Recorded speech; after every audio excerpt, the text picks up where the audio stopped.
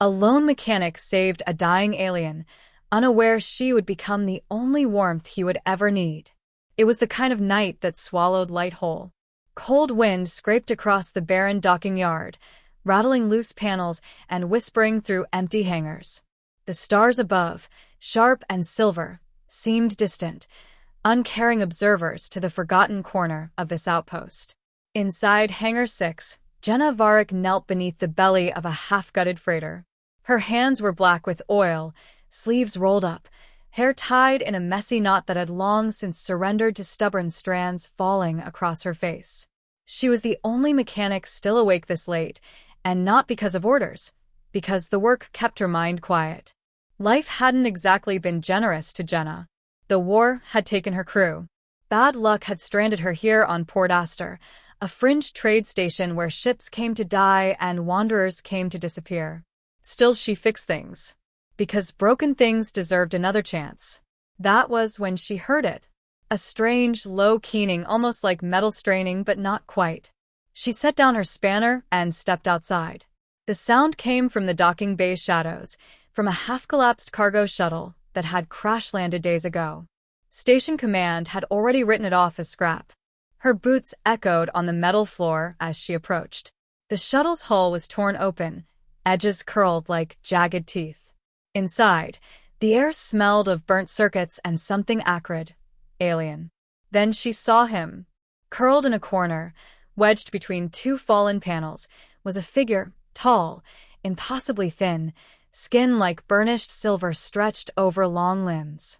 His chest rose and fell shallowly. One arm was bent, at an angle no joint should allow. His eyes, huge and faintly luminescent, tracked her with the dim desperation of someone who had already accepted death. An alien. A real, living alien. Jenna's gut told her he wasn't here to hurt anyone. He was just alone. She crouched, keeping her voice low. "Hey, you're still breathing." He made a sound, a harsh, warbling syllable that her translator implant couldn't process. His breathing hitched. She recognized shock when she saw it.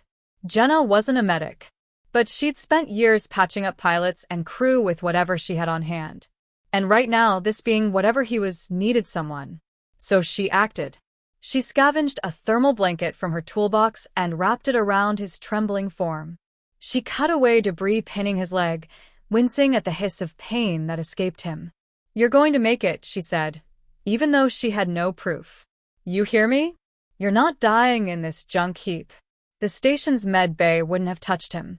Rules were rules. Non-registered life forms meant quarantine, bureaucracy, delays. Delays killed people. So Jenna set up a corner of her hangar as a makeshift infirmary. For days, she tended him.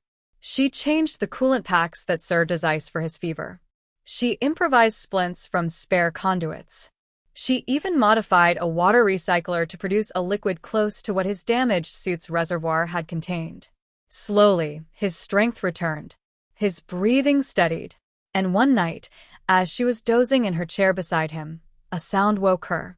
Her translator pinged, a successful calibration. "Why?" The voice was rough, strange, but clear enough. His glowing eyes studied her with the focus of someone who could not afford to misunderstand the answer. "Why what? Why save me?" Jenna thought about it. She could have said because it's the right thing to do. Or because you would have died otherwise. But none of that felt complete. Instead, she shrugged lightly. "Because someone should. That's enough for me." He was silent for a long time, gaze unreadable. Then softly, "My name is Kareth." Kareth recovered faster after that. He could walk within a week, though his injured arm stayed bound. He began helping her in small ways, passing tools, calibrating instruments with a precision she envied. They spoke more, the translator filling in gaps. She learned he was from a world called Sithra, far beyond mapped space.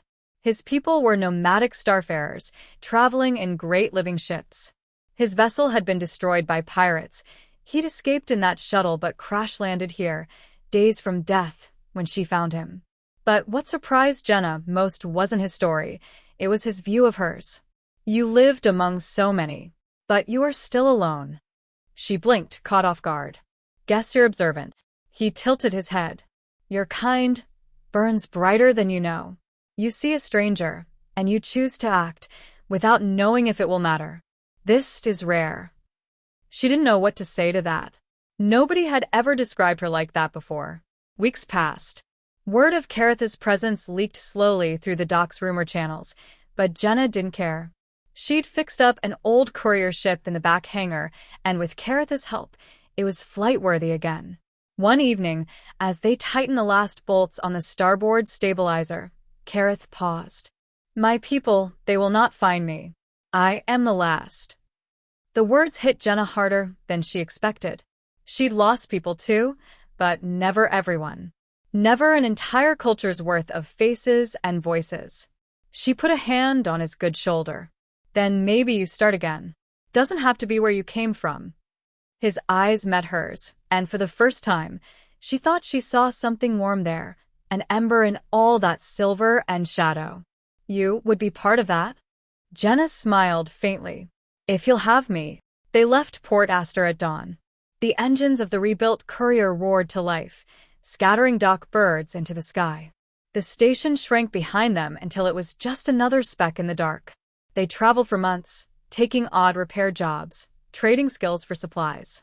Karith learned human jokes. Badly, but with enthusiasm. Jenna learned the names of Sithran constellations. They became, in ways neither fully admitted, each other's anchor. And somewhere along the line, Jenna realized something. When Karith spoke of warmth, he didn't just mean temperature. He meant belonging. Safety. A place you didn't have to defend against the universe. One night, as they drifted in a quiet sector, Karith said it plainly. I thought my people's fires had gone out forever. But then I met you. You are the only warmth I will ever need. Jenna swallowed hard, because she knew what he meant.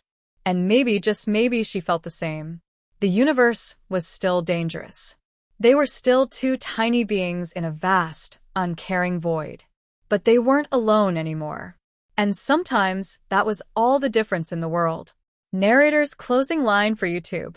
Out here, stars burn and fade, ships break, and worlds fall silent.